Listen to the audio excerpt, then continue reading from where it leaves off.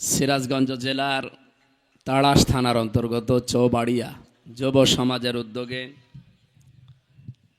মহাবিশ্বের মহাবিশ্বয় আমাদের মালিক আমাদের মনিব মহান রব্বুল ইজ্জাত আল জালালের মুখের পবিত্র বাণী কোরআনে কারীম তাফসীরুল কোরআন মাহফিলের স্বনামধন্য সভাপতি, অন্য ধর্মের যারা আছেন সবাইকে আমাদের কোরআনের অনুষ্ঠানে ওয়েলকাম জানাচ্ছি। ওয়াইন আহাদুম মিনাল মুশরিকিন আস্তাজারাকা ফাজিরহু হাত্তা ইয়াসমাআ কালাম আল্লাহ সুম্মা আবলিগহু মা'মানা।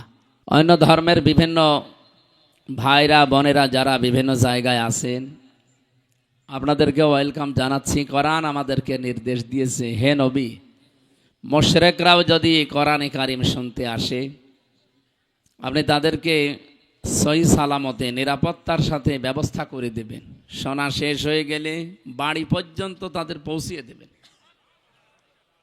সুতরাং পৃথিবীতে পরধর্ম সহিষ্ণু এই একটাই ধর্ম আছে, তার নাম ইসলাম। আউযু বিল্লাহি মিনাশ শাইতানির রাজিম। বিসমিল্লাহির রহমানির রহিম। ইন্নাল্লাযীনা ক্বালু রাব্বুনাল্লাহু সুম্মা ইসতাকামু ফালা খাউফুন আলাইহিম ওয়ালা হুম ইয়াহজানুন। সাদাকাল্লাহুল আযীম। আহকাফ একটা পাহাড়ের নাম। কিসের নাম? আল্লাহ পাক এখান থেকে মাত্র একটা আয়াত 14 নম্বর আয়াতটা আপনাদের সামনে পড়েছি। ইন্নাল্লাযীনা ক্বালু, নিশ্চয় যারা এ কথা বলে, শুধু বলে না, বলেছে অতীতে, এখনো যারা বলছে রব্বুনাল্লাহ, আমাদের রব আল্লাহ। এ কথাটা যারা বলতে পারবে যে আমাদের রব আল্লাহ, আর কাউকে আমরা রব হিসাবে মানি না, শুধু বলেই শেষ করে দেয় না, সুম্মা ইসতাকামু, এর উপরে দাঁড়িয়ে যায়, ইস্তেকামাত পয়দা করে, দৃঢ়তা নিয়ে আসে এই শব্দের উপরে। ফালা খাউফুন আলাইহিম ওয়ালা হুম ইয়াহজানুন। আল্লাহ পাক বলেন তাদের কোনো ভয়ও নেই, কোনো চিন্তাও নেই। বলেন সুবহানাল্লাহ। উলাইকা আসহাবুল জান্নাহ, এই মানুষগুলো জান্নাতের অধিবাসী। খালিদিনা ফিহা, চিরকাল সেখানে তারা থাকবে। জাযাম বিমা কানু ইয়ামালুন, তারা যে কাজ কারবার দুনিয়ায় করেছে তাদের পুরস্কার আমার আল্লাহ এটা দেবেন। এবার বাংলা অর্থের পরে আমরা তাফসিরে যাচ্ছি।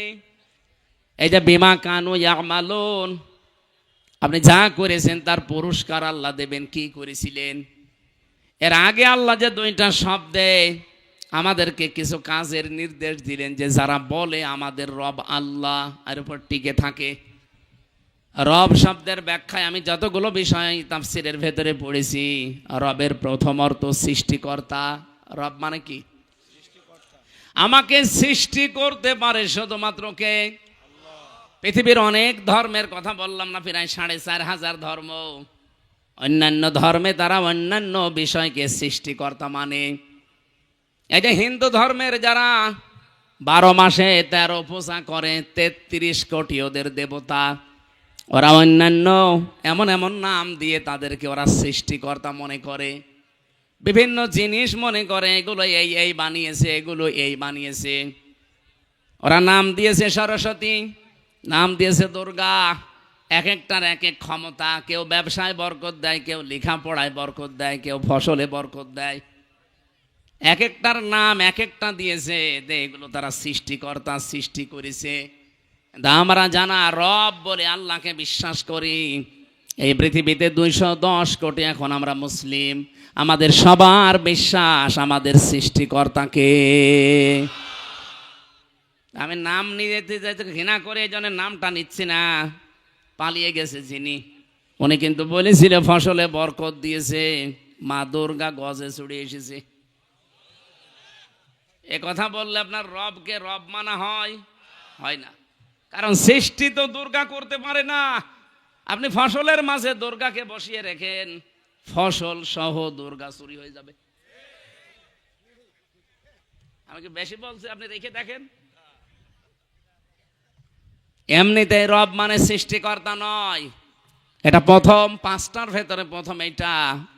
আল্লাহ পাক বলেন ইকরা বিসমি রাব্বিকাল্লাযী খালাক, পড়ো তোমার ওই রবের নামে যিনি তোমাকে বানিয়েছেন। তাহলে সৃষ্টি করার একচ্ছত্র মালিকানা দুর্গার, হবলের, সরস্বতীর, কার? এটা আমরা বিশ্বাস করি। তো পৃথিবীর কিচ্ছু কেউ সৃষ্টি করতে পারে না, শুধু ওটা রিফাইন করতে পারে, একটার সাথে মিলিয়ে আর একটা বানাতে পারে। কিন্তু আসল চিনি বানিয়েছেন সর্বপ্রথম তিনি কে? এই যে মডেল ছাড়া চিনি বানান, এই জন্য তাকে সৃষ্টিকর্তা বলা হয়। হযরত ইব্রাহিম আলাইহিস সালাম এই শিরিক থেকে জাতিকে মুক্ত করার জন্য যে ঘোষণাটা দিয়েছিলেন শব্দের মাধ্যমে, ওইটা এইটা, ইন্নী ওয়াজ্জাহতু ওয়াজহিয়া লিল্লাযী ফাতারাস সামাওয়াতি ওয়াল আরদা হানিফা।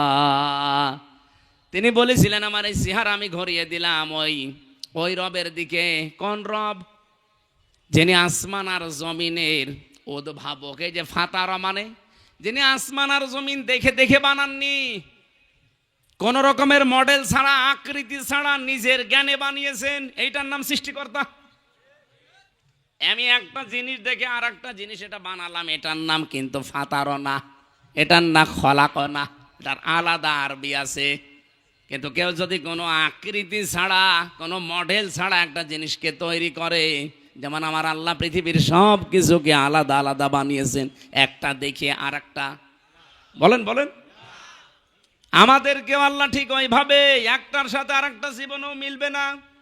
আপনি মনে করছেন না হামজার এই যে অধ্যাপক সাহেবের চেহারা মনে হচ্ছে একই? কে বলেছে? কিয়ামত পর্যন্ত এই পৃথিবীতে হামজার সাথে আর কোনো মানুষের চেহারা মিলছে না, মিলবেও না। যে কোনো লাইনে একটা খোদ আল্লাহ ধরিয়ে দেবে। বিশেষ করে পাঁচটা জিনিস তো মিলবেই না। আমার এই হাতের আঙ্গুলের ছাপ, এখানে 153টা রেখা আছে। আজ পর্যন্ত কারো এই রেখাগুলো একটার সাথে আর একটা মেলে না। কিয়ামতের আগে কারোর সাথে কারো মিলবে না। যদি মেলে তাহলে জমি জায়গা সব জাল দলিল হয়ে যাবে। 2 নম্বরে কণ্ঠের স্বর। এই যে আমার কণ্ঠের যে স্বর বের হচ্ছে, এক একটা কথা তৈরি হতে কমপক্ষে 27টা স্তর পার করছে আমার এই কণ্ঠ। প্রত্যেকের ঠিক এইভাবেই ওই 1 থেকে 26 পর্যন্ত হয়তো ঠিক থাকবে। বিজ্ঞান জানিয়েছে 27 নাম্বার জায়গায় যখন কথাটা বের হবে তখন সিস্টেমটা আল্লাহ আলাদা করে স্বর বানিয়ে দেবে। এই জন্য কারো কণ্ঠের সাথে কারো কণ্ঠ মিলছে না। যদি মিলেছে তো বলেন তো, এখন আমি এ রব্বানী সাহেবের বাড়িতে এসে যদি সালাম দিতাম, ওনার কণ্ঠ আমার কণ্ঠ যদি এক হয়ে যেত, ম্যাডাম দরজা খুলে দিত না, বাবা শাহজালাল সব হালাল হয়ে যেত। 3 নম্বরে মেলে না এই যে চোখ, এর ভেতরে 5টা জিনিস আছে। লেস আছে, লেন্স আছে, কর্নিয়া আছে, মনি আছে, ইকুয়াল আছে, ডিপ ইকুয়াল। এই 6টা জিনিস আজ পর্যন্ত পৃথিবীতে কারো মেলে নাই, কিয়ামতের আগে মেলার সম্ভাবনা নেই। 4 নম্বরে মানুষের এই চামড়া, 9768 প্রকার চামড়া আমাদের 3.5 হাত বডিতে আল্লাহ দিয়েছেন। এটা আশ্চর্যের বিষয়, পৃথিবীতে আজ পর্যন্ত কোনো চামড়ার সাথে মিলবে না। যদিও মনে হচ্ছে স্যারের চামড়ার আমার সাথে মিল আছে, তো কেটে যাক, ওনার চামড়া এসে লাগিয়ে দেন, পছন্দ হবে, ভালো হবে না। হয়তো ডাক্তার আছে, আমার চামড়া ভালো করতে হলে আমার কোন চামড়া কেটে লাগিয়ে দেন, ভালো হয়ে যাবে। আল্লাহ বোঝাতে চাই বান্দা 9768 প্রকার চামড়া, এর সাথে অধ্যাপকের মেলে না। আর কিয়ামতের দিন ও তোর বোঝা বহন করে নিয়ে যাবে, তোরে ও বোঝায় আর তুই বুঝে ফেলিস ওইটা একটা ভণ্ড আর তুই একটা পাগল। সুতরাং কারো উপরে ভরসা করা যাবে? শুধু দুর্গার উপরে করা যায় না, কোন দুর্গার উপরে না, কোন দরগার উপরেও না। কি হিন্দুদের আছে দুর্গা আর মুসলমানদের জিনিস একই, প্রায় খালি নাম পাল্টিয়েছে। সিস্টেম তো আপনারা এক বানিয়ে নিয়েছেন। কোন দুর্গা, কোন দরগা এ পৃথিবীর কোনো কিছু তৈরি করতে পারে না। সৃষ্টিকর্তা শুধুমাত্র কে? এই জন্য কারো উপরে ভরসা করা, আরো জোরে বলেন, আমি আর একটা জিনিসের নাম বলি নাই, 5টা জিনিস যে আল্লাহ দিয়েছেন মেলে না। কয়টা বললাম? 4টা বলিস। একটা হাতের এই যে সাফ, 2 নম্বরে কণ্ঠের স্বর, 3 নম্বরে চামড়া, 4 নম্বরে চোখ, আর একটা বাকি আছে কি? জহব্বা। এই যে জহব্বার ভেতরে যে স্বাদ নেওয়ার স্তর আছে, আস্বাদন স্তর বলা হয়। এক একটা জহব্বার ভেতরে কমপক্ষে আস্বাদন স্তর আছে 2 কোটি। পৃথিবীতে সর্বোচ্চ খাবার তৈরি হয় 220 প্রকার। আমি বিশ্বের অন্যান্য যে উন্নত দেশগুলোতে বড় বড় রেস্টুরেন্টে গিয়ে দেখেছি, আমি 220 প্রকার না, আমি 180 প্রকার পর্যন্ত খাবার পেয়েছি। আমি গাজীপুরে এক হোটেলে খাবার খেয়েছিলাম নিরিবিলি, ওখানে 180 প্রকার পর্যন্ত খাবার তৈরি করে। কাঁঠালের পাতা নিয়ে এসে বলছে ভর্তা। কিসের? কাঁঠালের পাতা। কাঁঠালের পাতা ভর্তা, কলার পাতা ভর্তা। আমার মনে হয় যা পায় তাই ভর্তা করে। সব মিলে কত? আর এক জায়গায় গিয়েছিলাম, ওখানে পেয়েছি 220 প্রকার খাবার। এর উপর আমি আর পাইনি বিশ্বে। আর আছে কিনা আমার জানা নেই, কিন্তু আমাদের জহব্বার ভেতরে স্বাদ নেওয়ার স্তর আছে 2 কোটি।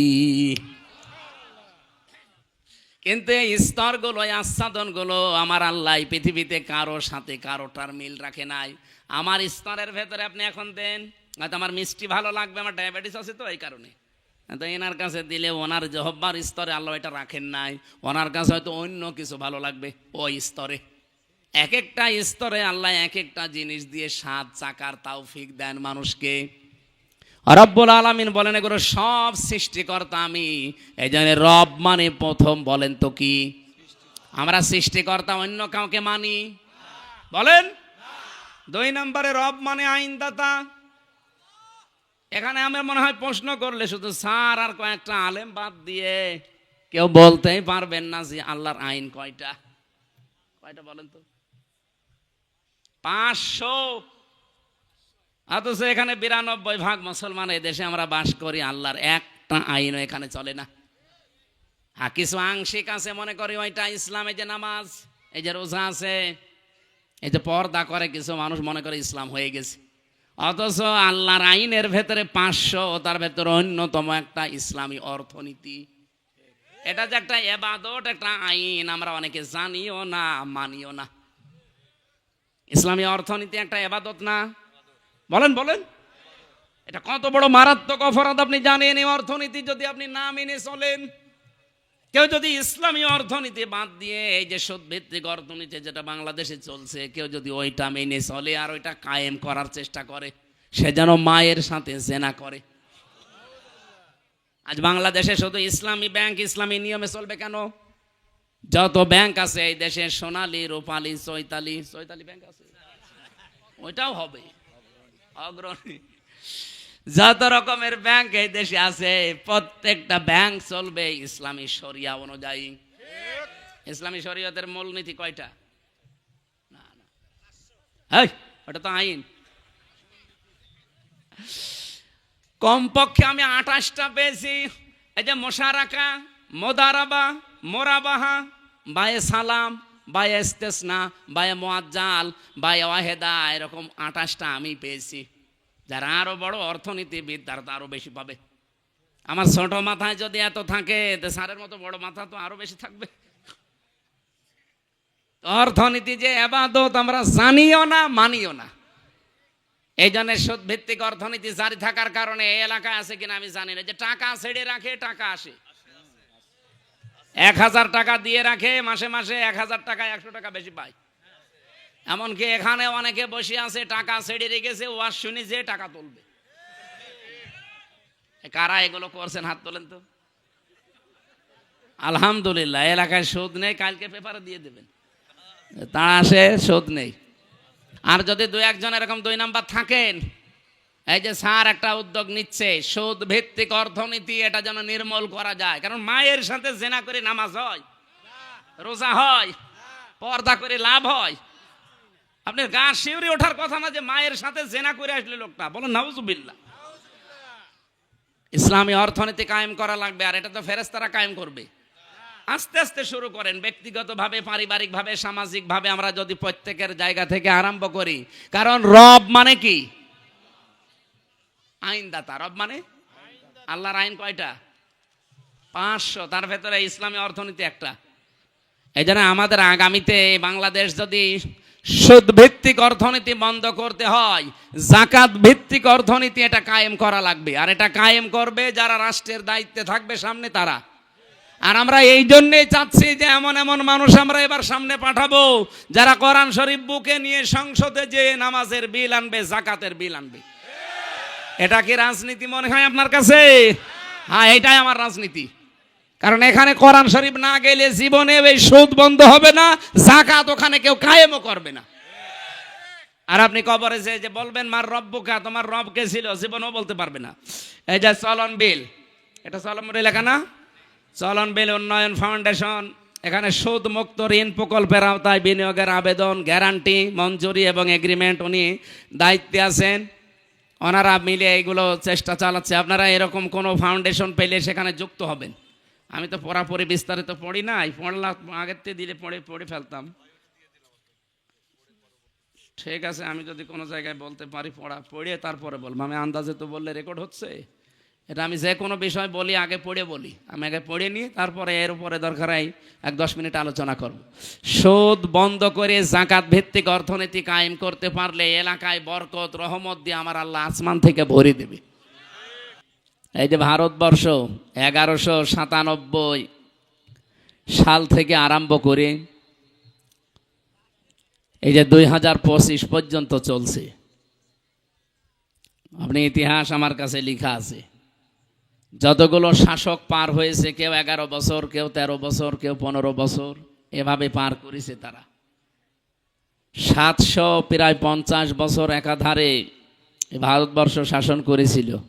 কিন্তু তাদের টার্গেট ছিল না যে এলাকায় কোনো হিন্দু থাকবে না।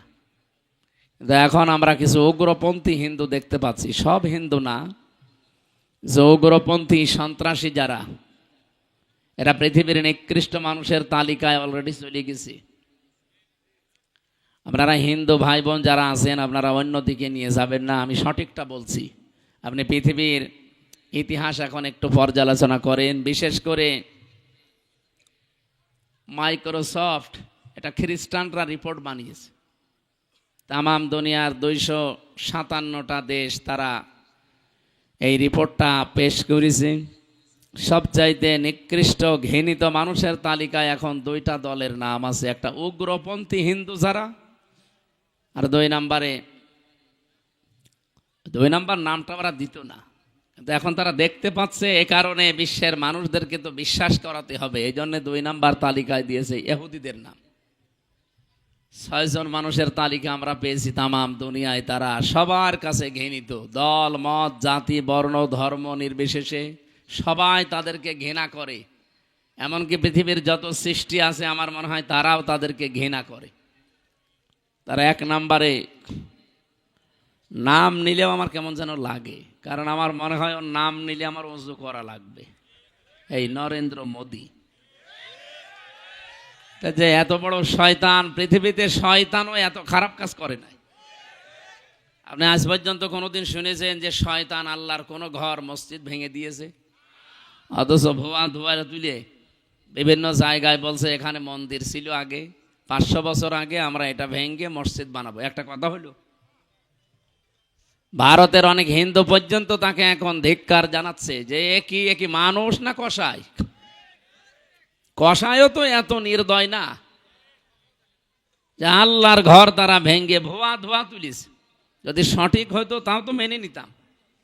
বাংলাদেশের যত মন্দির আছে, এই গ্রামও হয়তো মন্দির থাকতে পারে। এখন যদি আমরা বলি যে 1000 বছর আগে এখানে মসজিদ ছিল, আমরা এটা ভেঙে এখন মসজিদ বানাবো, আপনারা মানবেন?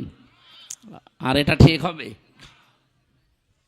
আমাদের বাপদাদা পূর্বপুরুষ যারা বিভিন্ন জায়গা তারা ওয়াকফ করে গিয়েছিল, এই ওয়াকফ আইন বাতিল করে দিয়ে তারা এখন নিজেরা এই সমস্ত জায়গাগুলো দখল করছে। আমি একটা হাদিস পড়েছিলাম না, মুসলিম শরীফের হাদিস। এই মাইক তো মনে হচ্ছে সেরকম মাইক না, রওশনের সাদের মতো, মুখ সরালে আর শোনা যায় না।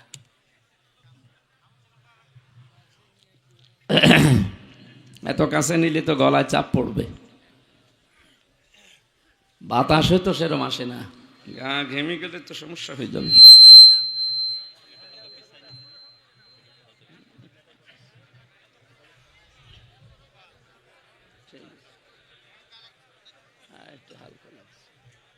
এই, আপনাদের তো কথা বলতে বলি নাই, স্টেজে লোক আছে, চুপ করে। হযরতে আবু যর রাদিয়াল্লাহু তাআলা আনহু থেকে বর্ণিত, বিশ্বনবী বলেন, মানিদ্দাগা মা লাইসা লাহু ফালাইসা মিন্না। এই পৃথিবীতে যেই জিনিস তোমার না, ওটা যদি তুমি দখল করে নিজের আয়ত্তে নিয়ে নাও, দুইটা ক্ষতি হবে। ওই দিন থেকে ফালাইসা মিন্না, তুমি আর আমার উম্মত নেই। কি কথা বুঝতেছেন? বাংলাদেশে দখলদারিত্ব এর আগে ছিল না, এই যে ৫৪ বছর এটা চলছে, এখনো অনেকে লেগে আছে এই কায়দায়, কিন্তু কাজ বন্ধ করা লাগবে। এই কি করেন কি? ঠিক আছে, এদিকে তাকিয়ে থাকেন। যেই জিনিস আপনার না, আপনি যদি জোর করে জবরদস্তি করে যে কোনো কায়দায় ওটা নিজের দখলে নিয়ে নেন, আপনি নামাজ পড়তে পারেন, রোজা রাখতে পারেন, হজ করে এসেছেন, আল্লাহর কসম ফালাইসা মিন্না, ওই দিন থেকে আপনার নবীর উম্মত নেই, আপনি অন্য কিছু। কেন এত শক্ত করে বললাম? এখানে যারা আলেম আছে, কোনো বক্তব্যের আগে যদি ফা আসে, তার আগে কি আছে পরে কি আছে, যদি সত্যি আপনি পরের কাজগুলো করে থাকেন, নবীজি গ্যারান্টি দেওয়ার জন্য 19টা অর্থে আছে ফা, এখানে একটা এসেছে। এক নম্বরে, এই দেশে এবং পৃথিবীতে আজ যারা অন্যের জিনিস দখল করে নেয়, তারা আর যাই হোক নবীর উম্মত নেই। বিশ্ব নবীর উম্মত যারা না, তারা হয় ইহুদি হবে, নাই খ্রিস্টান হবে, নাই মুশরিক হবে, নাই বৌদ্ধ হবে। কি বাংলাদেশে যদি কারো চরিত্র এরকম থাকে, আপনি নামাজ পড়ছেন, রোজা রাখেন, আপনি কি আর নবীর উম্মত আছেন? আপনি আর এলাকায় যারা হিন্দু ভাইরা আছে তারা একই। সুতরাং আপনাকে এখন আবার নতুন করে মুসলমান বানানো লাগবে এবং মুসলমানই দেওয়া লাগবে। নতুন করে আর একবার দিতে গেলে তো সমস্যা হয়ে যাবে। এই জন্য নতুন করে যদি মুসলমানই দেওয়া না লাগে, অন্তত নতুন মুসলমান বানানো আপনাকে লাগবে। আশা করছি এই কাজ যারা করছেন থেমে যাবেন, যাদের যা নিয়েছেন ফেরত দেবেন। আমি আওয়াজ যা পাচ্ছি এলাকায় মনে হয় এসব চলছে। এখানে টিকার ভেতর একটা ব্যাখ্যা আছে, যেমন অনেক আলেম বসে আছে, তো তাদেরকে বলছি আপনারা বাড়িতে মিলাবেন মুসলিম শরীফের হাদিস। হ্যাঁ, যে জিনিস আপনার কাছ থেকে জোর জবরদস্তি করে কেউ দখল করে নিয়েছিল, কেড়ে নিয়েছিল, ছিনতাই করেছিল, ওইটা যদি আপনি নিজের আয়ত্তে নিয়ে নেন, তাহলে এই হাদিসের ভেতরে আপনি নেই। না, আপনারা মনে হয় কথা বুঝতেছেন না। হাদিসের ভাষা শোনার পরে হয়তো ভয় হচ্ছিল যে আমি আর নবীর উম্মতি নেই, আমি অমকের জিনিস নিয়ে নিলাম। না, বিষয়টা এমন না। ব্যাখ্যা যারা করে, মুহাদ্দিস যারা, তারা লিখেছেন যে জিনিস আপনার ছিল কিন্তু সেটা অন্য কেউ দখল করে রেখেছিল, ছিনতাই করেছিল, কেড়ে নিয়েছিল, জোর জবরদস্তি করে নিজের আয়ত্তে রেখেছিল, এখন যদি আপনি ওইটা নিজের আয়ত্তে নিয়ে নেন, আপনি নবীর উম্মত থাকবেন না। বিষয়টা এমন না। সুতরাং আগস্টের 5 তারিখের পর থেকে এই দেশে যার যা অনেকেই নিয়েছেন বিভিন্ন জিনিস, আমরা নাম নিলাম না, এগুলো যদি সত্যি আপনার হয়ে থাকে, এই 15.5 বছরে হয়তো ওনারা নিয়েছিল, আপনি নিয়েছেন, আপনার গোনা নেই, কারণ আপনার জিনিস আপনি ফেরত পেয়েছেন। ইসলামী ব্যাংক যাদের ছিল তারা ফেরত নিয়েছে। যে মানুষগুলো এতদিন জোর জবরদস্তি করে খেত, এই ব্যাংক কি তাদের মাবার? যারা নিয়েছে তাদেরই, তাদের রক্ত ঝরানো টাকা দিয়ে ব্যাংক বানানো। আপনি এতদিন জোর করে জবরদস্তি করে দখল করে রেখেছিলেন, তারা এখন ওটা ফেরত পেয়েছে। সুতরাং এরকম পৃথিবীতে যত জিনিস আছে, যদি আপনার নিজেরটা আপনি ফেরত পান, তাহলে হাদিসের প্রথম অর্থ আপনার জন্য না। এটা টিকা বললাম। 2 নাম্বারটা কি? ওয়ালিয়াতা বাওয়া মাকআদাহু মিনান নার। বিশ্বনবী জানিয়েছেন সে যেন তার নিজের স্থান জাহান্নামে বুকিং করে দিল। অবশ্য সুবহানাল্লাহ, কোন এলাকায় আসলাম গো, পাগল নাকি? জাহান্নামে টিকিট বুকিং করছে, আর অবশ্য সুবহানাল্লাহ। আমার মেয়ে তো একেবারে গ্রাম্য মানুষ। ও মনে হয় ওর বাবা মরে গেলেও সুবহানাল্লাহ পড়বে। এটা হিসাব নিকাশ করে বলবেন। হাদিসের দুইটা পয়েন্ট ছিল। এক নম্বরে যে জিনিস যার না, যদি কেউ জোর করে জবরদস্তি করে নিজের দখলে ওইটা নিয়ে নেন, আপনি নবীর উম্মত ওই দিন থেকে নেই। কিন্তু ওটা যদি আপনার নিজেরই থাকে, নিজে আপনি ফেরত পেয়েছেন, এটার জন্য এই হাদিস আপনার জন্য না। এই যে এটা দখল করছে আজ, 1940 সালে তাদেরকে আমাদের এই রোহিঙ্গার মতো থাকতে দিয়েছিলাম। এই ফিলিস্তিন মুসলমানেরা তাদেরকে দয়া করে থাকতে দিয়েছিল এই শয়তানদেরকে, আর এখন ওরা নিজেরাই তাদেরকে তাড়িয়ে দখল করে নিচ্ছে। ওরা তো এমনিও জাহান্নামে যাবে। ওরা তো এই হাদিসের দ্বিতীয় পয়েন্ট 100% তাদের জন্য, ওয়ালিয়াতা বাব্বা মাকআদাহু মিনান নার, সে যেন জাহান্নামের আগুনের ভেতরে তার নিজের একটা জায়গা তৈরি করে নিল। বলেন নাউজুবিল্লাহ। আমাদের জীবনে যে এরকম কিছু না হয়, কি কথা বুঝতেছেন ভাই? আজকে থেকে যারা এরকম কিছু আছেন আপনি ফেরত দিয়ে দেবেন। অনেকে বনের সম্পদ নিজের কাছে রাখে, মনে করে এ আর দেওয়া লাগবে। মাঠের জমি জায়গা হয়তো দেয়, বাড়ির জমি জায়গা অথবা সম্পদ যা আছে টাকা পয়সা দিতে চায় না। না, সাহাবা ইকরামের জীবনী পড়েছি, তারা এই আয়াত শোনার পরে ইউসিকুমুল্লাহু ফি আওলাদিকুম লিযযাকারি মিসলু হাজ্জিল উনসায়াইন, আল্লাহর নির্দেশ, তোমাদের এক ছেলে যা পাবে দুই মেয়ে তাই পাবে। এটা পালন করতে গিয়ে তারা নিজেরা বনের সম্পদ, মেয়ের সম্পদ এগুলো ভাগ গ্রহণ করতেন। রান্নার হাঁড়ি, কড়াই, এমনকি পানি খাওয়ার গ্লাস পর্যন্ত তারা আলাদা করে নিত, এগুলো ভাগ করত। আর আপনি বাড়ির জমিও দিতে চান না। অন্যের জমি জায়গায় যদি কেউ আত্মসাৎ করে, দখল করে নেয়, মেরে খায়, তাহলে তার একটা গুনাহ হবে। কয়টা? বলেন বলেন। জুলুমের গুনাহ শুধু। কিন্তু কেউ যদি নিজের বোনের জমি ফাঁকি দেয়, ভাইয়ের জমি ফাঁকি দেয়, ফুফুকে না দেয়, চাচাকে মেরে দেয়, ওর ডবল গুনাহ হবে। একটা হচ্ছে জুলুমের গুনাহ, আর একটা আত্মীয়তার সম্পর্ক ছিন্ন করার গুনাহ। এই দুই গুনাহ বাংলাদেশে চলছে না। ওটা তো আপনার আয়ত্তে থাকার কথা না, বোনেরটা আপনি নিজের নামে নিয়ে চালিয়ে দিচ্ছেন। মানে অনেকে মনে করে আমার ছেলে মেয়ে, আমার স্ত্রী পুত্র, এদেরকে সুখে রাখার জন্য আমি এগুলো করছি। আরে ভাই, আপনি তো পাগলও না, যা তেলে মাতাল না, তালেও মাতাল না। আপনি এখনই মরে গেলে আপনার ছেলে মেয়ে এই যে অবৈধ সম্পদ যা রেখে গেলেন, এগুলো তো অবৈধই। অন্যের সম্পদ নিজে যে মেরে খাওয়া, এটা অবৈধ না? অনেকে মনে করে বোনেরটা তো এ মনে হয় অবৈধ না। কে বলেছে আপনাকে? এটা আরো ডবল অবৈধ।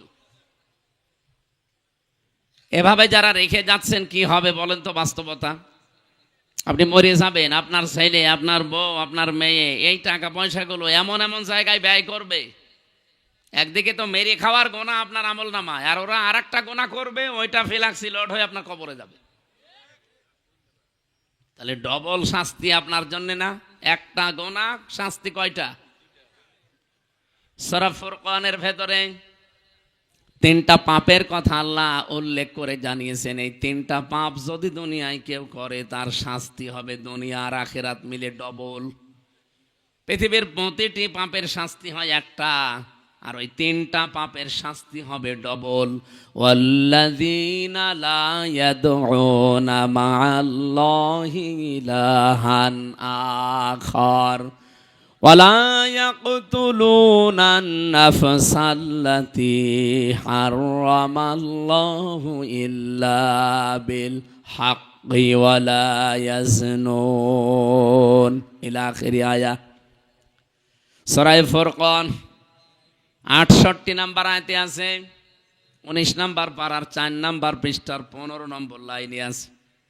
আল্লাহ পাক বলেন, দুনিয়াতে যারা আমি আল্লাহ বাদে অন্য কাউকে ডাকে, তাদের শাস্তি ডবল হবে। এখন যদি বলেন অন্যান্য ধর্মের যারা, তাদের কাছে হয়তো এটা পৌঁছায়নি, এজন্য না বুঝে ডাকে না। ইসলামের আওয়াজ যদি কারো কাছে নাও পৌঁছায়, তার বিবেক তো আছে। তার বিবেকের ওপরে তার কিয়ামতে প্রশ্ন করা হবে, তার হিসাব হবে, বিচার হবে বিবেকের ওপরে।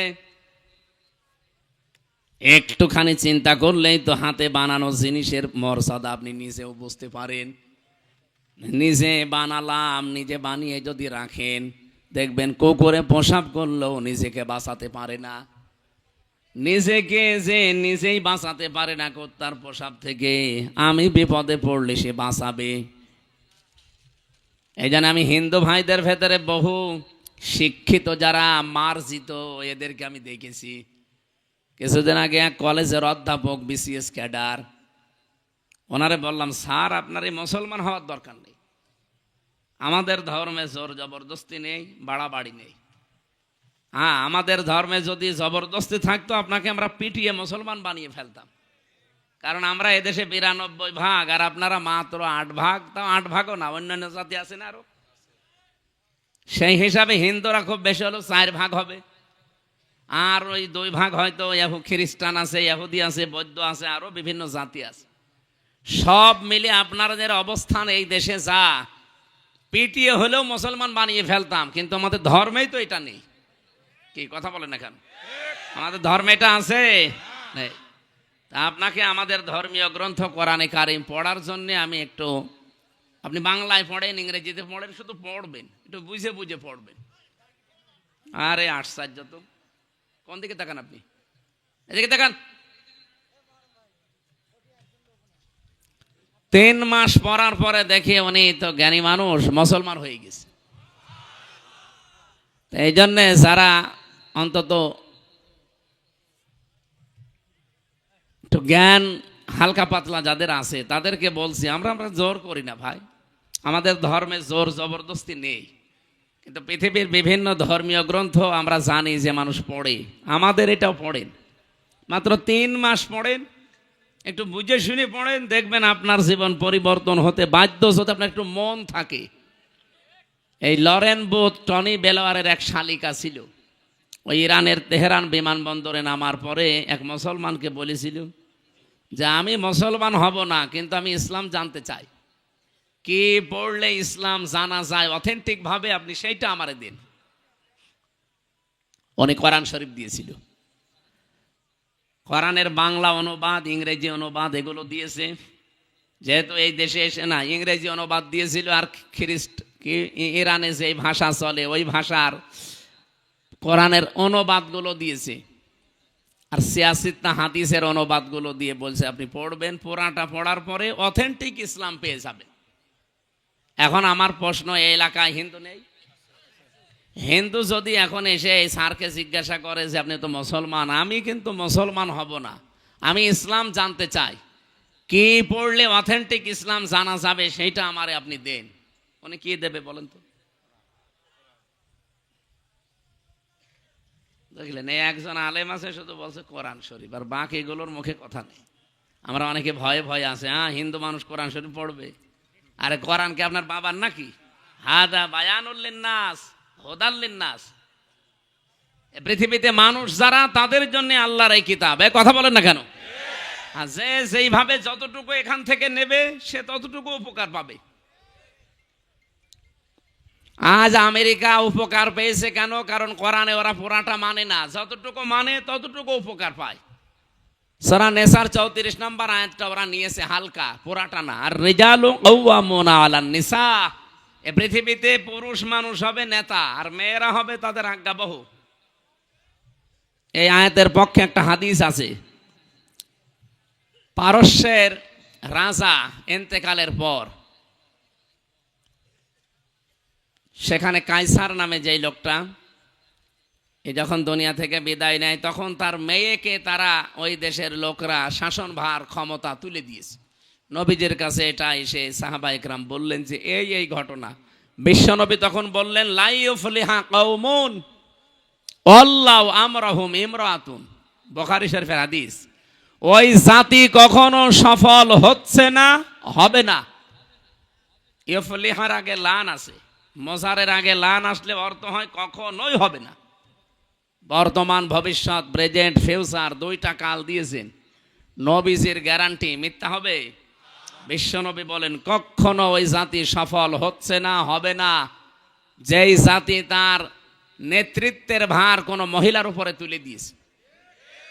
আপনি দেখেন আমেরিকা জাতে মাতাল হলো, তাহলে ঠিক আছে, 236 বছর চলছে। এই 236 বছরে আজ পর্যন্ত কোনো মহিলাকে তারা দায়িত্ব দেয়নি। ওরা এই আয়াতটা, এই হাদিসটা হালকা মানে, এই জন্য তারা পৃথিবীতে দাঁড়িয়ে গেছে। তারা আমাদের চর্মচোখে দৃষ্টিতে আজ সফল। তারা ট্রাম্পের মতো একটা মাতালকে দায়িত্ব দিয়েছে। ট্রাম্প মাতাল না, ওরাটা মাতাল। অথচ কমলা হ্যারিসের মতো এত বড় একটা শিক্ষিতা, অনার্স মাস্টার্স করা, এই মহিলাকে দায়িত্ব দেয়নি।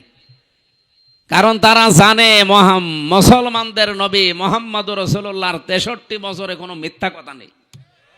সুবহানাল্লাহ বলতে পারেন নাই? তারা এই যে কোরআনের আয়াত হাদিস যতটুকু মানে, তারা ততটুকু উপকার পেয়েছে, কল্যাণ পেয়েছে। আর আমরা এই 54 বছর চলছে, আপনি অন্যদিকে নিন না স্যার। দেখেন এই 54 বছরে যারা আমরা এই দেশে দায়িত্ব দিচ্ছি, মহিলা বেশি না পুরুষ বেশি?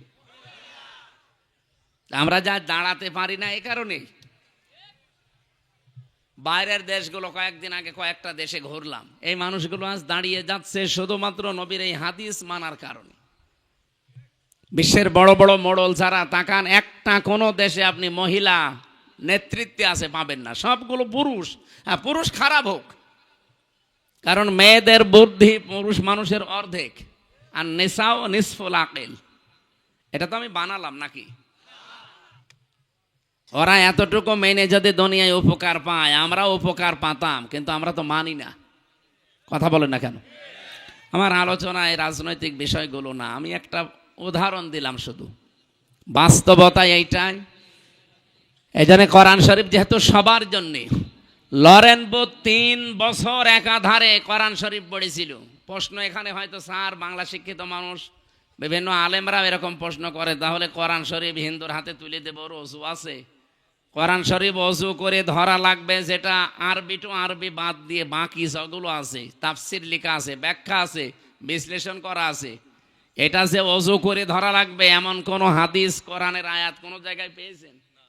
ইন্নাহু লাকুরআনুন কারীমুন ফি কিতাবিম মাকনুন লা ইয়ামাসসুহু ইল্লাল মুতাহহারুন। এই যে হু আছে না, লা ইয়ামাসসুহু, এ হুর মারজা কোন দিকে? লাউহে মাহফুজের দিকে। কারণ এর পরের শব্দ মুতাহহারুন। মুতাহহারুন শব্দের শাব্দিক অর্থ 2টা। আপনি অভিধানগুলো নিয়ে আসেন, আমি দেখিয়ে দিচ্ছি। মুতাহহারুনের 1 নম্বর অর্থ হচ্ছে পবিত্র, 2 নম্বর অর্থ হচ্ছে নিষ্পাপ। বলেন তো, পৃথিবীতে এমন কেউ আছে যে 100 ভাগ নিষ্পাপ, 100 ভাগ পবিত্র? না, নেই। এটার জন্য মেলে শুধু লাউহে মাহফুজে যেখানে কোরআনে কারিম আছে, এই জন্য এর আগের শব্দটা ফি কিতাবিম মাকনুন। মাকনুন মানে কি? মাকনুন শব্দের শাব্দিক অর্থ হচ্ছে হাতের স্পর্শ ছাড়া। কারারিম মাকিন বলা হয় যেটা, যেখানে মায়ের সন্তান থাকে। 2টা জায়গাকে আমরা সংরক্ষিত বলি, যেখানে মানুষের হাতের স্পর্শ লাগে না। একটা মায়ের জরায়ু, যেখানে সন্তান থাকে। 2 নম্বরে লাউহে মাহফুজ, যেখানে কোরআন আছে। কোরআন যেহেতু আল্লাহ এখানে ইন্নাহু লাকুরআনুন কারীম দিয়ে শুরু করলেন, সেখানে মায়ের জরায়ু হওয়া সম্ভব না? সম্ভব। তাহলে এটা হবে অবশ্যই লাউহে মাহফুজ। এই জন্য আয়াতের সিরিয়াল দেখেছেন, উসুলে তাফসিরের মূল নীতি আছে 15টা। যারা তাফসিরের উপরে অনার্স মাস্টার্স করে, যারা কামেল করে তাফসির নিয়ে, তারা এটা আগে পড়া লাগে। উসুলে তাফসিরের মূল নীতি কয়টা? 15টা। তার ভেতরে 13 নাম্বার কায়দা এইটা, যে আপনি কোনো আয়াতের তাফসির যদি করতে চান, আগের আয়াত পরের আয়াতের সাথে সম্পর্ক। এই যে আজকের তেলাওয়াত কিন্তু আয়াত, এর আগের আয়াত পরের আয়াতে কি আছে আমি আগে ওইটা বলবো। আন্দাজে যদি আয়াতের ব্যাখ্যা করে আপনি কিছুই বুঝবেন না, আর আমি নিজেও বোঝাতে পারবো না। এই জন্য সম্পর্ক কি আছে একটার সাথে আর একটা, এটা আগে জানা লাগে। এটা তাফসিরের মূল নীতি, না বললে, আর এখানে মনে হয় এগুলো বলে লাভও হবে না। কারণ এখানে যে মানুষ বসে আছে, এদের পেটে বোম মারলেও আল্লাহ কি বের করবে আল্লাহ জানে। তারপরেও যেহেতু স্যারের মতো অনেক শিক্ষিত মানুষ আছে, আমি তাদের জন্য এই পয়েন্টটা বললাম। তাফসির করার মূল কিছু নীতি আছে, উসুলে তাফসির বলা হয়। এই আয়াত দিয়ে যদি আমরা বাংলায় যারা দলিল দিতে চাই, যা এটা কোরআন শরীফ আপনি হিন্দুর হাতে তুলে দেবেন, আরে ভাই আয়াতের প্রথমে আর শেষের দিকে একটু মিলান। প্রথম আল্লাহ বললেন এটা সম্মানিত কোরআন, এতটুকু শেষ করেননি। ফি কিতাবিম মাকনুন, যেটা সংরক্ষিত করা আছে সুরক্ষিত স্থানে। লা ইয়ামাসসুহু ইল্লাল মুতাহহারুন, পবিত্র নিষ্পাপ ফেরেশতারা ছাড়া যেটা কেউ স্পর্শ করে না। তানজিলুম মির রাব্বিল আলামিন, জায়গায় পড়ে যাওয়া। পৃথিবীতে যত জিনিস নাজিল হয় তার ভেতরে অন্যতম কি বলেন তো? কোরআন শরীফ। কোরআন শরীফ কেউ কি বলে যে কোরআন নিচ থেকে উঠেছে? কে বলে? নাজিল হয়েছে। কি বলে? এই জন্য কোরআনের ৫৫টা নাম আছে, তার ৫টা নাম খুব বেশি প্রচারিত আছে। একটা কোরআন, একটা ফুরকান, একটা কিতাব, একটা জিকির, আর একটা তানজিল। কি বললাম? তানজিল মানে কি? নাজিল হওয়া। এই জন্য যেই জিনিস নাজিল হয় আমরা জানি সেটা এই মাটি থেকে হয় না, সেটা কোথা থেকে হয়? আকাশ থেকে। আর একটা জিনিস নাজিল হয়, তার নাম কি? লোহা। লোহা কিন্তু দুনিয়ায় তৈরি হয় না, কারণ লোহা তৈরি হওয়ার জন্য যে পাওয়ার দরকার, ওই পাওয়ার পৃথিবীর কোনো শক্তির ভেতরে নেই, এটা আকাশে আছে। এই জন্য লোহা আল্লাহ তৈরি করে নাজিল করেন। সুবহানাল্লাহ বলতে পারেন নাই? ৩ নম্বরে নাজিল হয় আর একটা জিনিস, কি নাম? বৃষ্টি। পৃথিবীতে বৃষ্টি কি তৈরি হয় না নাজিল হয়? আল্লাহ নাজিল করেন। এরকম 7টা জিনিস আছে আল্লাহ নিজে যেগুলো নাজিল করেন। তাহলে এখানে আগের আয়াত পরের আয়াতের সাথে একটু যদি আমরা রিলেটেড সম্পর্কটা দেখি যে না, এই আয়াতগুলো, এই কোরআনের এই কথাগুলো আল্লাহ দুনিয়ার জন্য না, এটা দিয়েছে লাউহে মাহফুজের ওই কোরআন, যেখানে ফেরেশতারা ছাড়া কেউ স্পর্শ করে না। আর একদিকে ফেরেশতারা নিষ্পাপ, আর একদিকে পবিত্র। এখানে কোনো সন্দেহ আছে? তাহলে কোরআন শরীফ একজন মানুষকে আপনি তুলে দেবেন আর কোনো প্রশ্ন করবেন না। এর এখানে একটা হাদিস এসেছে, মুসলিম শরীফের হাদিস, হযরতে আলী থেকে বর্ণিত রাদিয়াল্লাহু তাআলা আনহু। এই এদিকে তাকান। নবীজি টয়লেট থেকে বের হয়ে আসলেন। এই গল্প করেন মানে? আমি কি ইয়ার কি মারছি? বাইরে যেতে এখনই গিবত করবেন যে কি বললো বুঝলাম না। এক কথা বারবার রিপিট করছি তো এই কারণে। ওনাকে গোশত খাওয়া খেতে দিয়েছে, সিদ্ধ গোশত। নবীজি গোশত খাওয়ার জন্য পাত্রটা হাতে নিলেন, মুখে দিলেন। সাহাবী বললেন, হে নবী, আপনি ওযু করবেন না? ভালো করে শোনেন, এটা বাংলায় বলছি, আরবিতে আছে, বাংলাটা বলছি। বিশ্বনবী ওই দিন জানিয়েছেন, সাহাবী, আল্লাহ পাক আমাকে শুধুমাত্র নামাজ পড়ার আগে ছাড়া পৃথিবীর কোনো কাজ করার আগে ওযু করতে নির্দেশ দেয়নি।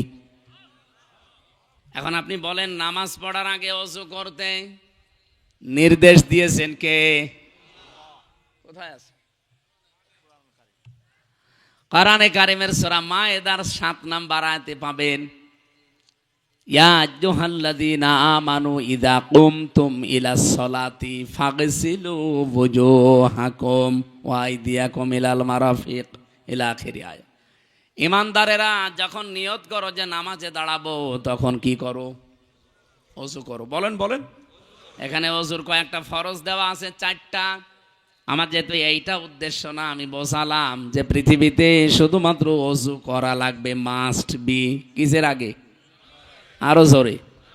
আর নামাজের আগে যদি ওযুর ব্যবস্থা না থাকে, বা এমন কোনো অসুখ আপনার পানি ধরলেই রোগটা বেড়ে যায়, ওই অবস্থায় যদি মাসের পরে মাস, বছরের পরে বছর চলে যায়, তারপরও আপনাকে ওযু করার দরকার নেই, তাইমম করে নামাজ হবে।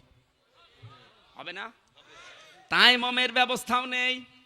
এমন একটা জায়গায় আছে যে তাইমম করবেন, তাইমম করার জন্য যে জিনিসগুলো লাগে, পবিত্র মাটি জানিয়ে, এগুলো একটাও নেই। এমন এমন জায়গায় আপনি আছেন যেখানে এগুলোর একটাও পাওয়া যাচ্ছে না। কি করবেন? মাটিও নেই, পানিও নেই, নামাজ তো ফরজ পড়তেই হবে।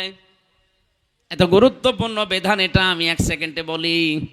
কোন মহিলার যদি সন্তান পৃথিবীতে আসার সময় হয়, নবীজি বলেন, যদি সন্তানের মাথা দেখা যাচ্ছে, নামাজের সময় হয়ে গেছে, তোলার ভেতরে এই সন্তানের মাথাটা বিছিয়ে দাও, ওই মহিলাকে বলো যে নামাজ পড়ো। আপনি টের পাচ্ছেন কি বললাম? ডেলিভারির সময় যে কষ্টটা, বিজ্ঞান এখন দেখাতে পাচ্ছে কম্পিউটার দিয়ে কষ্ট মাপার একটা স্কেল আছে। পৃথিবীর প্রতিটি জিনিস যেমন মাপ দেওয়ার জন্য আলাদা আলাদা যন্ত্র আছে। এখানে ডাক্তার না উনি? ওনারে যদি বলে আমার জ্বর মেপে দেন, থার্মোমিটার দেবে। যদি বলি এই স্টেজ মেপে দেন, থার্মোমিটার দিয়ে মাপবে। এটার জন্য আলাদা যন্ত্র আছে না, ফিতা লাগবে, গজ লাগবে। পৃথিবীর প্রতিটি জিনিস পরিমাপ করার জন্য আলাদা আলাদা যন্ত্র আছে, আর আলাদা আলাদা নাম আছে। এখন যে আপনি কষ্ট মাপবেন, কষ্ট মাপবেন কি দিয়ে? দাড়ি পাল্লা দিয়ে। কি দিয়ে? স্কেল দিয়ে। এটার জন্য আলাদা একটা যন্ত্র আছে। কম্পিউটারের ভেতরে আমি দেখেছি কষ্ট পরিমাপ করার যন্ত্র। পৃথিবীর যত শক্তিশালী মানুষ হোক, 45 ইউনিটের বেশি কষ্ট দিলে মানুষটা মরে যাবে, সে যাই হোক, পুরুষের ভেতরে। কিন্তু মেয়েদের আলাদা কিছু সেল আল্লাহ দিয়েছেন। এই যে সেলগুলো, এখন যেহেতু কথাটা মনে এসেছে এই জন্য বলছি, সেল মানুষের শরীরে 2 কোটির উপরে আছে। এই সেলগুলো যদি আপনি সতেজ রাখতে চান, যদি শক্তিশালী করতে চান, পৃথিবীতে একটাই বিধান আল্লাহ দিয়েছেন, তার নাম অটোফেজি। আমরা যেটাকে সিয়াম বলি, রোজা। বিজ্ঞান এটা নিয়ে, এই যে ইউশনারি ওসামি নামে এক বিজ্ঞানী, একে তো নোবেল পর্যন্ত 2017 সালে পেয়েছি। একে তার খেলা করতে নোবেল দেয়নি। এই শরীরের উপরে গবেষণা চালিয়ে দেখে 2 কোটির উপরে কোষ পাওয়া যাচ্ছে আমাদের শরীরে। কয় কোটি? এর বাইরে এই যে 11.5 মাস 12 মাস আমরা যারা রোজা রাখি না, খালি খেয়েই যায়। এই অতিরিক্ত খাবার পরে এই কোষগুলো আরো কিছু বৃদ্ধি হতে থাকে, যেগুলোর কোনো কাজ নেই। আর পৃথিবীর যে কোনো বৃদ্ধি হওয়া জিনিস যারা বাড়ে বেশি, তাদের দ্বারা উপকারের চাইতে ক্ষতি হয় বেশি। বাংলাদেশে যারা বেড়েছিল বেশি, আমাদের হাইব্রিড নেতা বলে জানি, এদের দ্বারা ক্ষতি হয়নি। কিন্তু আসল নেতার দ্বারা কিন্তু অত ক্ষতি হয় না। ক্ষতি হয় সব চাইতে বেশি কাদের দ্বারা? বাড়ে বেশি। ফসলে আপনি সার দিয়েও ফসল হয় না, আর আগাছা সার দেওয়া লাগে। 14 বার করে কেটে তারপরে দেখা যাচ্ছে ও ফসলের উপরে চলে যাচ্ছে। তাই আমাদের যে 2 কোটি কোষ, এটা আমাদের শরীরকে সুস্থ রাখার জন্যে, সবল রাখার জন্যে। বাকি কোষগুলোর কাজ কি? ওগুলো যখন বৃদ্ধি পায়, তখন আসল কোষ যেগুলো, এগুলো দুর্বল হয়ে যায়। বিজ্ঞান উনি দেখাচ্ছে, ইউশনারি ওসামি, জাপানে বাড়ি লোকটার, উনি দেখাতে কি আজান হচ্ছে মানে, ওরে আল্লাহ, আমার তো সময়ের দিকে খেয়াল নেই দেখছি। এই তথ্যটা বলবো না শেষ করে দেব?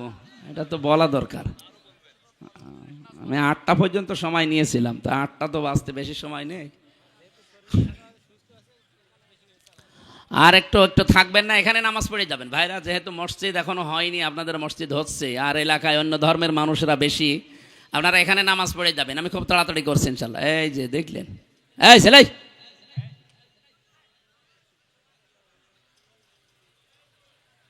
কি বৃষ্টি হচ্ছে? দর ওঠে কেন? মুয়াজ্জিন, এত মুয়াজ্জিন এলাকায় যান মুয়াজ্জিন যারা, যে আজান দেন, বাকিগুলো যেন না ভাই। আমরা আয়াতটা অন্তত শেষ করি, খালি এই তথ্যটা বলার পরে চলে যাচ্ছি।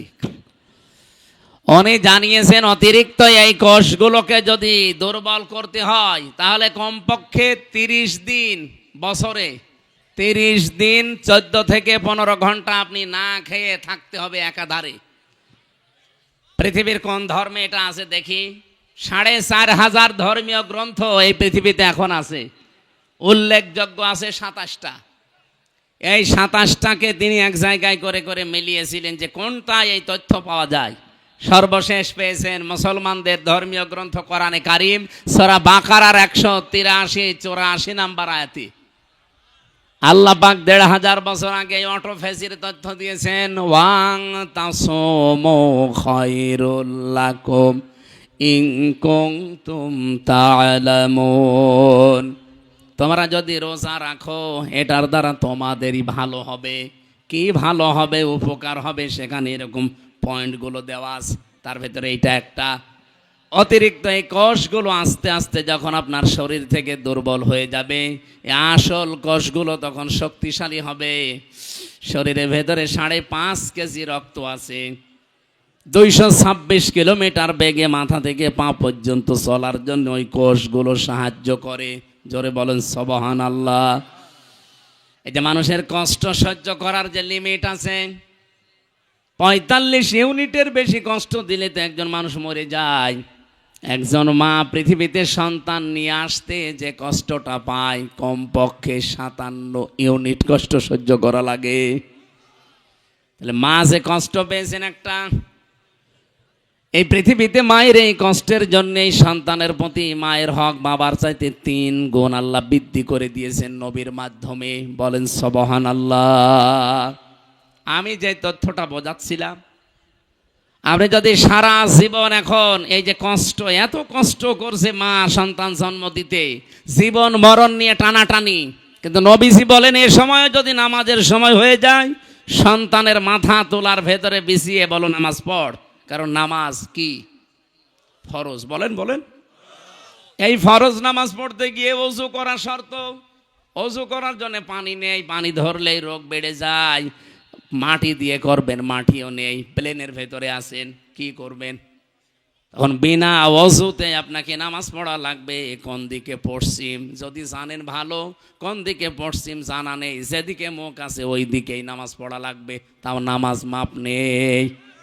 এই নামাজ যেন ফৌত না হয়ে যায়, নষ্ট না হয়, এই জন্য এই এলাকার যুবকরা একটা মসজিদ বানাচ্ছে। এটাই তো উদ্দেশ্য নাকি?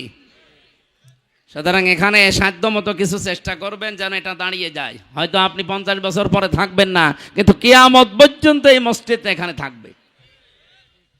যদি ভারতের মতো এদেশে আগ্রাসন শুরু না হয়, এই উগ্রপন্থী হিন্দু যারা, তারা যদি মসজিদ ভেঙে না দেয়, এই মসজিদ এখানে কায়েমজা হয়ে গেল, কিয়ামত পর্যন্ত এখানে থাকবে। আর মানুষ এখানে সেজদা দিতে থাকবে। যত মানুষ এখানে সেজদা দেবে, কবরে বসে বসে আপনি ফেলাক্সি লোড হয়ে সওয়াব পেতে থাকবেন। বলেন সুবহানাল্লাহ। আমরা ওযুর এই বিষয়টা নিয়ে পর্যন্ত এসেছিলাম। নবীজি বললেন আমাকে ওযু করার আগে, শুধু নামাজ পড়ার আগে ওযু করার নির্দেশ আল্লাহ দিয়েছেন।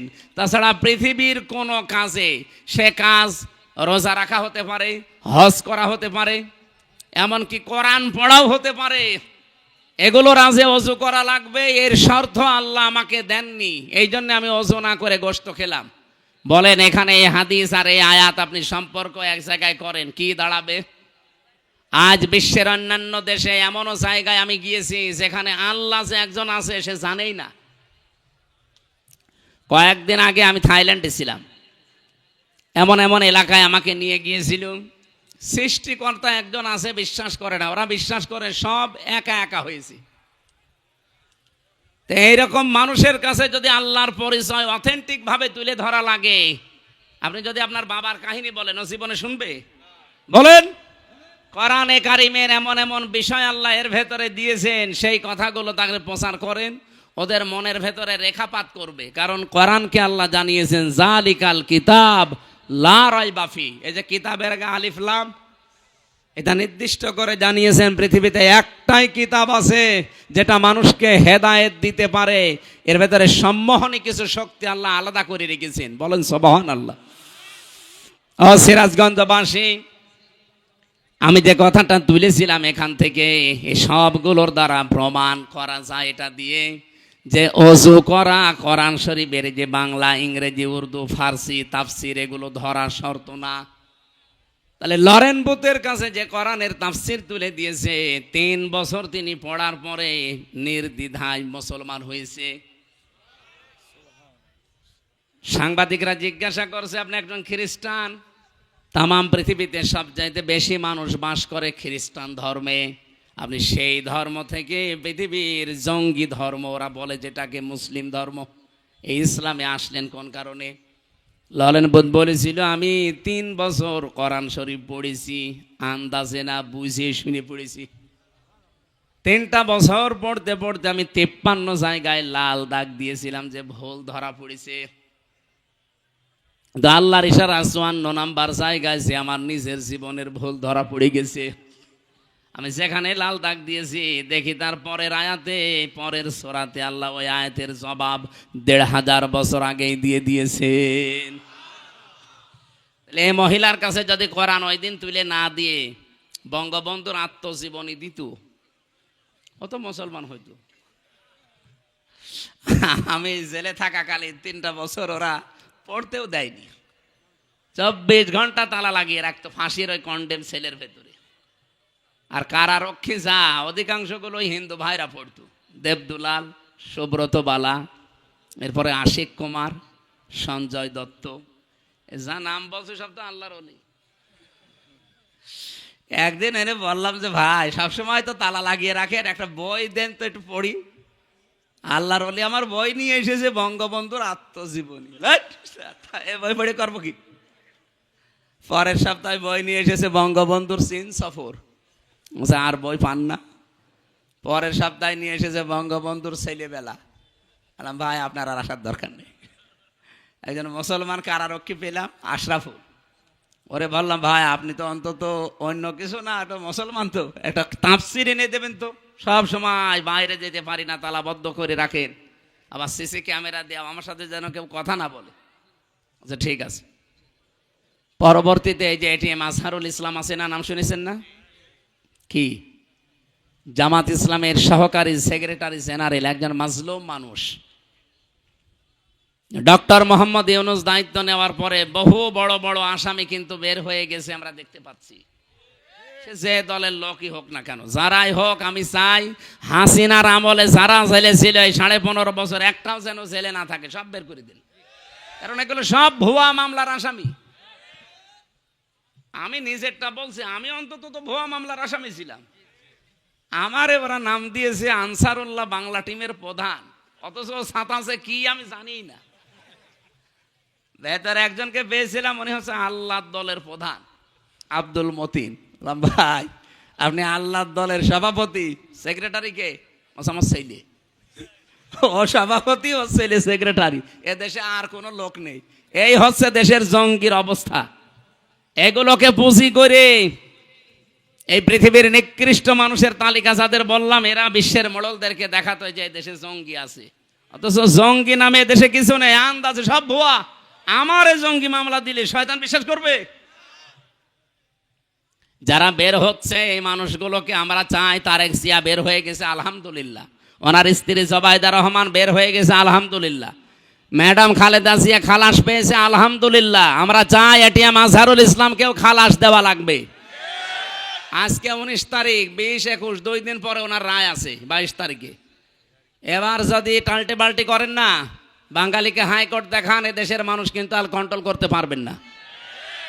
আমরা চাচ্ছি এই মাজলুম মানুষটাকে 22 তারিখে মুক্ত জীবনে ফিরিয়ে দেওয়া হোক।